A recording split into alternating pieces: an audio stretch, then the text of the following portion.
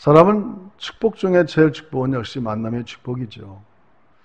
사람이 태어나면 자연히 부모를 만나서 부모로부터 많은 영향을 받게 됩니다. 그러나 이제 부모의 곁을 떠나서 학교를 다니기 시작하면 선생들을 만나게 되죠. 또 선생들을 만나다 보면은 거기에는 많은 배움이 있습니다.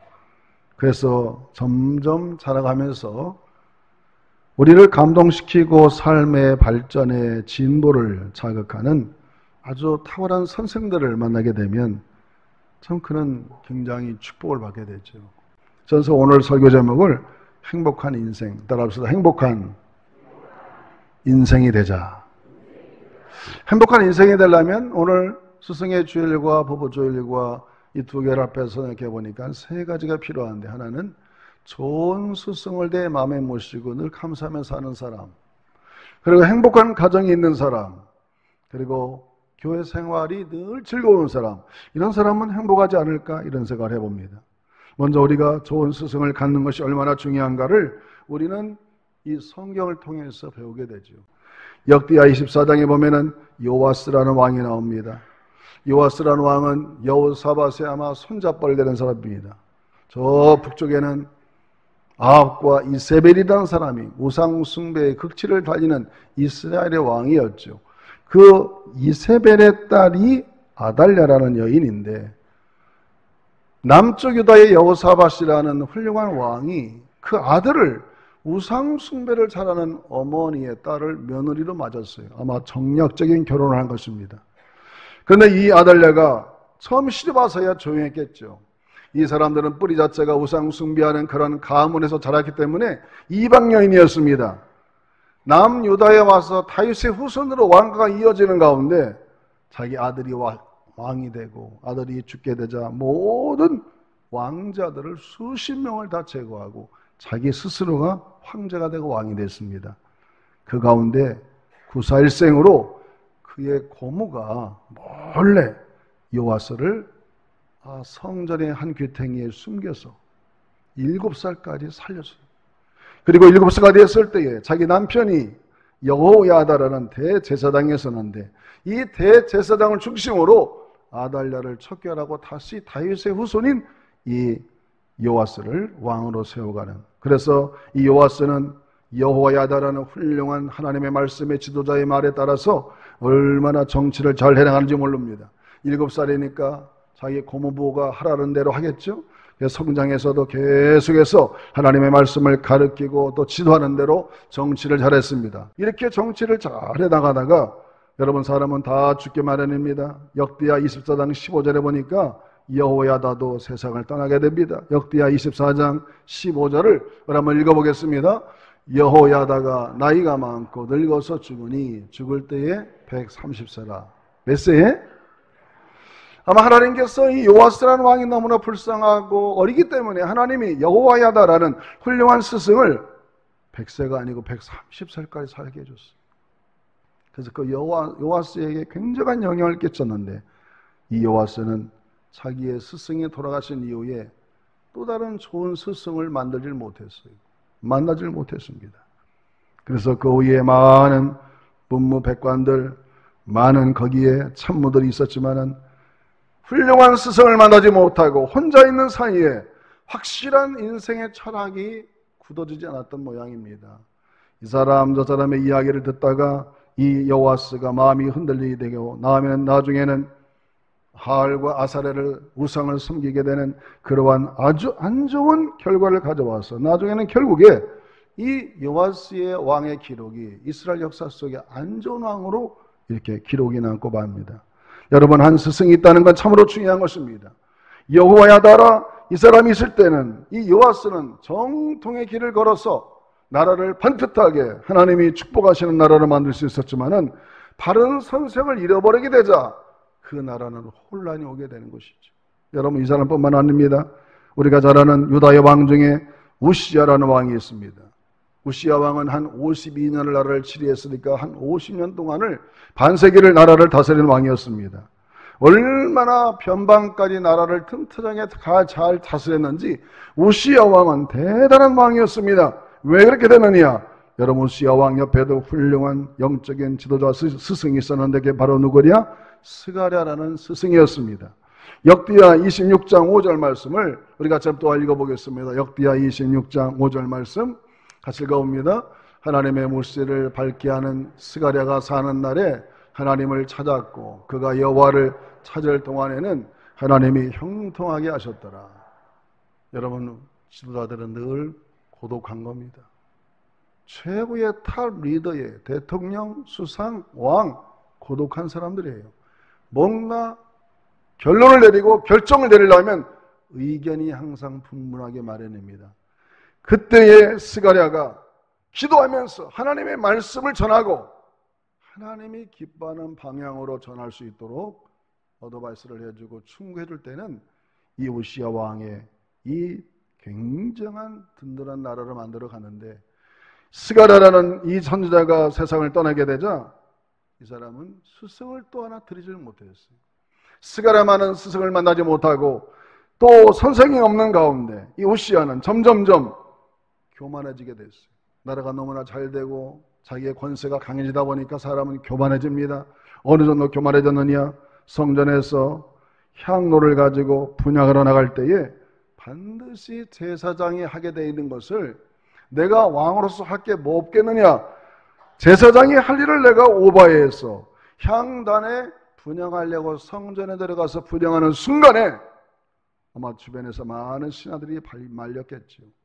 온몸에 문병이 퍼져가서 나병이 걸려가지고 여러분 이스라엘 사람들은 나병에 걸리면 하나님의 저주로 생각했기 때문에 구별해서 살아야 됩니다.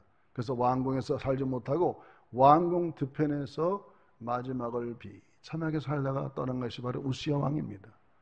이렇게 보면 우리 인생을 살아가는데 내 옆에 훌륭한 스승이 있다는 것은 어쩌면 내가 살아가는 귀한 생명줄 같은 것이죠.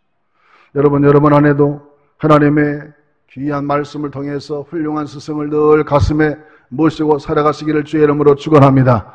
우리 일생의 최고의 스승은 누구냐? 저는 성령 하나님이시라고 생각합니다. 할렐루야. 우리가 예수를 구주로 영접하는 순간 하나님께서 우리를 화와 같이 버려두지 아니하시고 우리 안에 하나님의 영인 성령을 부어주시는데 그 성령께 날마다 의논하고 성령께 우리가 뭔가를 얘기하면 하나님 우리에게 말씀해 주시고 지혜를 주시고 또 매 주일마다 교회 나와서 이렇게 여러분 예배를 드리고 하나님의 말씀을 들을 때에 주의 종들의 설교를 사람의 말로 듣지 말고 하나님의 음성으로 들으시기를 주의 이름으로 축원합니다.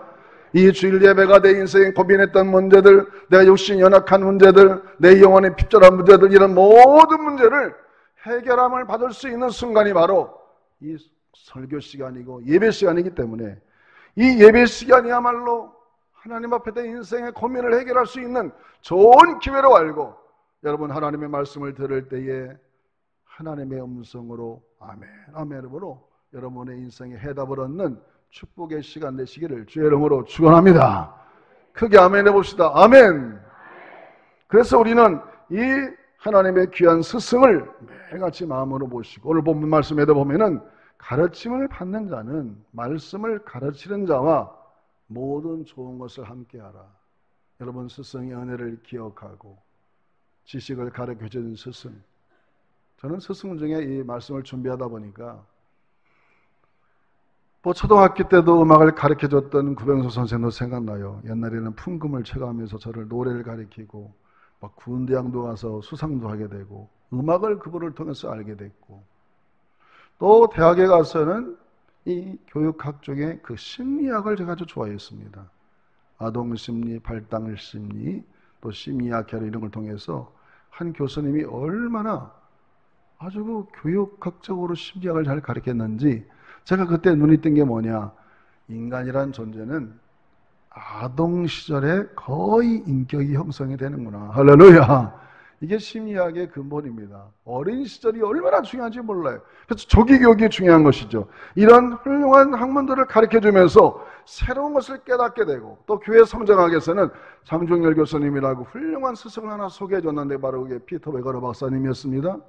그래서 그분 때문에 제가 미국을 가게 됐고 그분에게 직접 사사를 받으면서 이 영성 목회로 목회를 방향을 바꾸게 되는 그런 아주 중요한 계기들, 중간중간 좋은 스승들이 있었기 때문에 그 스승들의 영향으로 오늘의 내가 여기 있다는 생각할 때 늘 감사하고 고마워요. 여러분, 오늘 이 시간에는 스승의 주일인데 여러분 가슴 속에도 초등학교 때, 중학교 때, 고등학교 때, 대학교 때, 아니면 내 인생을 살아가면서 사회생활하면서 나에게 중요한 영향을 끼쳤던 그 스승들에 대한 고마움을 생각하고 뭔가 정말 커피 2잔이라도 한번 드셔보라고, 요즘에는 뭐 카톡으로도 뭘 보내주고, 참 그게 서로 감동이 있고, 그런 스승을 내가 마음에 모시고 산다는 것은 행복한 인생이 되는 것입니다. 할렐루야. 두 번째로 저는 행복한 인생은 행복한 가정을 갖는 거예요. 행복한 가정을 갖자. 에베소서 5장 25절에 이렇게 말씀하십니다. 행복한 가정을 가지려면 이 에베소서 5장 25절 같이 읽어볼까요? 시작. 남편이나 아내 사랑하기를 그리스도께서 교회를 사랑하시고 그 교회를 위하여 자신을 주신같이 하라. 이 남편과 아내가 서로 사랑해야 되는데 왜 사랑이 잘 안 되느냐? 너무나 요구하는 요구가 높아. 요구를 낮춰야 됩니다. 여러분, 예수님께서 원래 그분은 본체가 하나님이세요. 그분은 인간이 될 수가 없는 분이에요. 우리를 구원하고 우리와 신랑 신부가 되고 우리를 친구로 삼아주려고 하나님의 신부를 다 내려놓고 이 땅에 우리와 같은 육신을 입고 그것도 모자라서 말구입관에 태어나셔서 이 땅에 오셔서 우리를 위해 십자가에 죽어주시고 저와 여러분을 친구로 아니면 신랑으로 우리를 맞이해 줬으니 얼마나 감사하냐 말이에요. 부부관계도 좋아지려면요, 신랑이 아내에게 원하는 눈높이를 낮춰야 되고 아내가 남편에게 원하는 눈높이를 낮춰서 서로 잘 대화가 되면 그런 가정은 얼마나 행복할 수 있겠어요. 어떤 분이 그러더라고요. 남편과 아내가 아침 저녁으로 5분씩만 대화하면 웬만한 갈등은 다 해결한다고 그래요. 5분씩만 이렇게 서로 소통하면. 홍순철 씨라는 사람이 칼럼에 보니까 대화의 1, 2, 3 법칙이라는 게 있어요. 한번 따라해 봅시다. 대화의 1, 2, 3 법칙. 본인은 1분 이야기하고 다른 사람은 2분 이야기하고 3분은 그 사람의 말에 대해서 내가 반응을 해주는 것이다. 우리는 거꾸로 해요. 내 말은 3분 하고 남의 말은 1분 듣고 반응은 안 하고 이렇게 되면 소통이 안 되는 거죠. 여러분, 짧은 5분을 대화해도요, 항상 상대방을 배려하고 그 상대방이 말하는 것을 반응을 해주고 그분의 말을 내가 들으려고 내 자신을 낮추고 겸손하게 들으면 서로가 마음이 통해서 내가 원하는 요구를 좀 낮춰서 서로 대화가 잘 되는 가정은 거의 갈등이 없이 사라집니다. 아침에 5분, 저녁에 5분. 이것도 대화를 못한단 말입니까? 그렇다면 그런 가정은 행복한 가정, 좋은 가정이 될 수 있습니다. 그러므로 우리는 가정마다 하나님의 은혜로서 이러한 겸손한 자세로 눈높이를 낮춰서 서로가 소통이 잘 되는 가정이 되기를 주의 이름으로 축원합니다.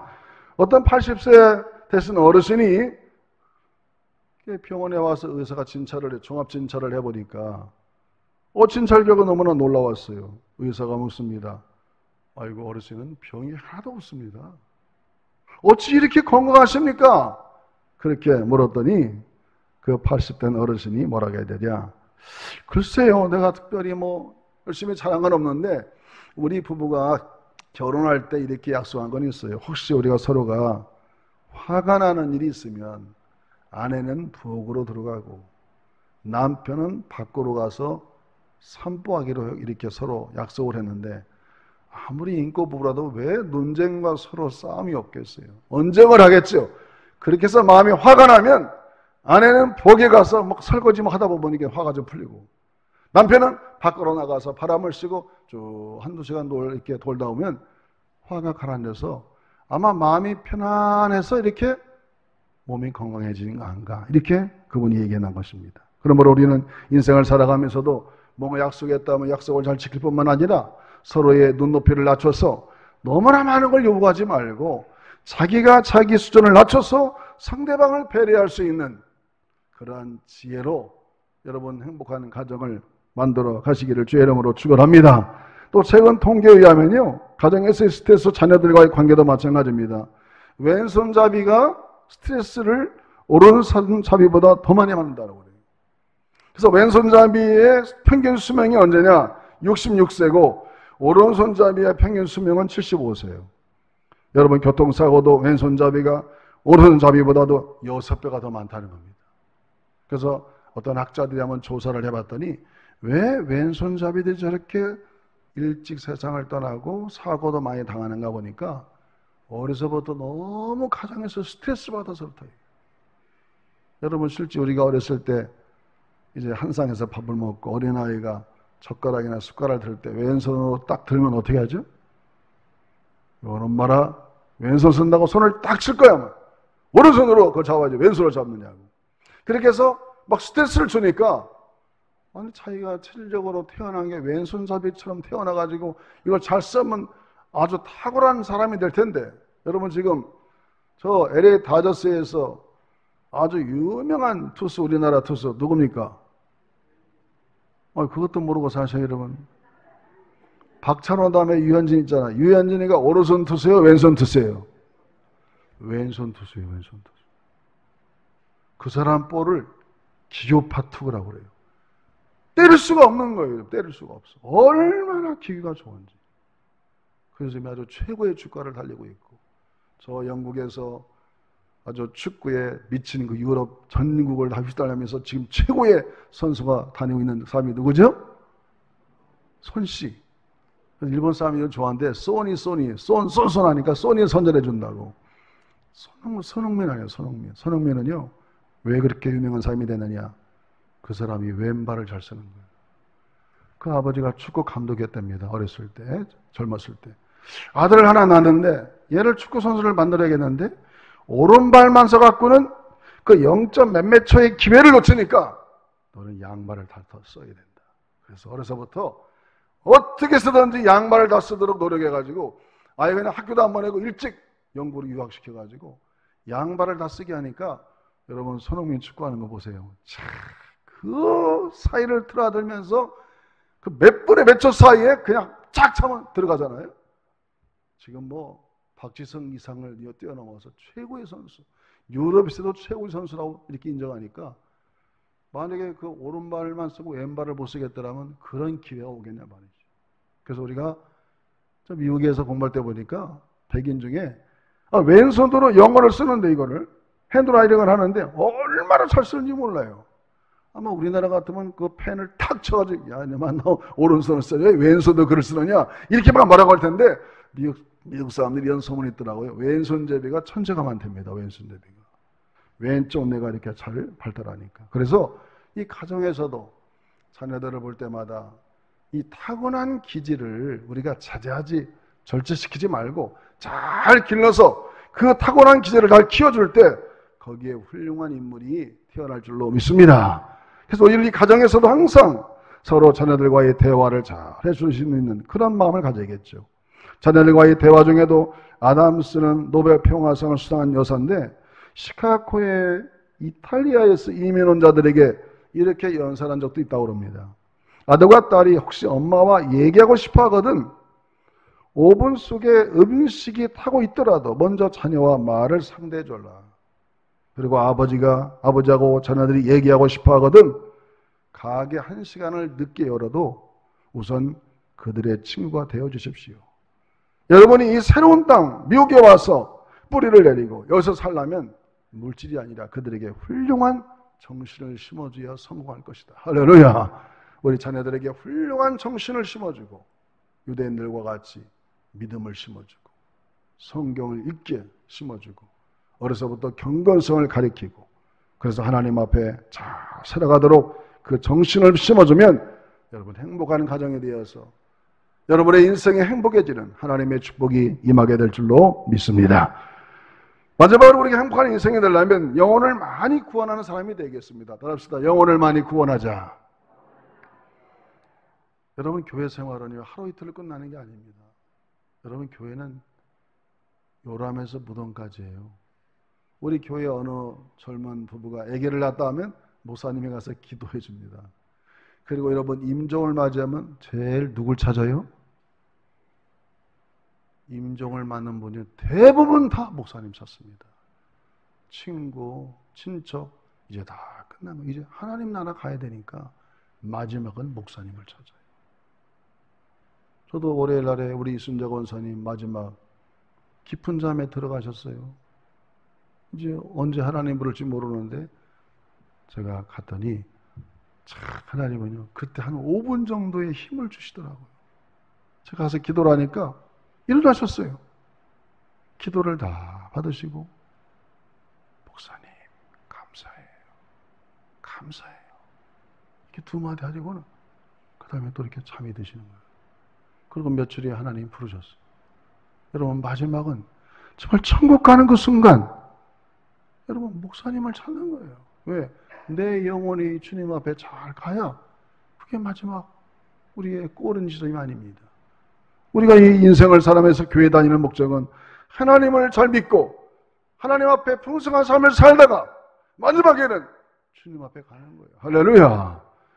육적으로 다시는 세상에서 볼 수 없지만 우리도 며칠이면 다 요단강을 건너서 천국에 갈 텐데 이 이별의 아픔은 있지만 우리가 영적으로 보면은 이제 고통도 없고 쓰라림도 없는 저 영원한 나라에서 평안한 안식이 있고 우리는 아직도 해야 될 일이 있고 아직도 많은 사람을 구원해야 되기 때문에 사명이 있기에 우리가 이 땅에 사는 거 아니겠습니까? 저는 우리 충북교회는 오래된 교회이기 때문에 한 30년쯤 다녀야 좀 인정해줘요. 한번 다니면 60년, 50년 다니니까.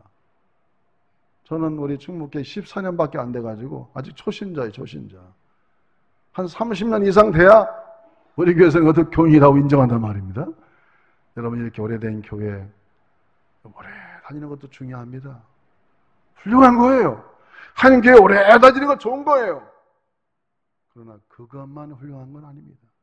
그 몇십 년 동안 다니면서 정말 쏘와 뭐 했냐? 뭐 어떻게 믿었냐? 얼마나 많은 하나님의 말씀대로 순종하면서 얼마나 많은 사람을 내가 이렇게 영혼을 구원해서 나로 인해서 구원받아 신앙생활 잘하는 사람, 이 사람도 내가 전도했고요. 이 사람 내가 전도했고 이 사람은 내가 전도해서 장모님까지 됐고 목사님까지 됐고 또 권사님까지 됐고 이런 사람들이 많이 있어 보세요, 여러분. 교회만 와도 행복할 것입니다. 할렐루야. 그러므로 우리는 하나님께서 말씀하십니다. 마태복음 28장 19절에서 20절 말씀 같이 읽어보겠습니다. 마태복음 28장 19절에서 20절 시작. 그러므로 너희는 가서 모든 민족을 제자로 삼아 아버지와 아들과 성령의 이름으로 세례를 베풀고 내가 너희에게 분부한 모든 것을 가르쳐 지키게 하라. 볼지어다 내가 세상 끝날까지 너희와 항상 함께 있으리라 하십니다. 우리 주님께서 마지막으로 유언이 뭐냐? 제발 내가 먼저 하늘에 가서 너희 처소를 다 준비하고 있을 테니까 내가 너희에게 명령한다. 모든 족속으로 내가 십자가에 죽어 부활했다고 이 얘기를 전해다고 너만 하늘나라 오지 말고 다른 사람과 함께 그들도 부활과 십자가를 깨닫고 하나님께로 오라고 우리에게 부탁한 이 주님의 마지막 유언을 잘 여러분이 순종해서 이제 돌아오는 주일에는 어떤 누구든지 한 번씩 초대해서 이 자리에 와서 하나님의 말씀을 듣고 예수 그리스도를 영접할 수 있는 좋은 기회를 드리시는 우리 모두가 되기를 주의 이름으로 축원합니다.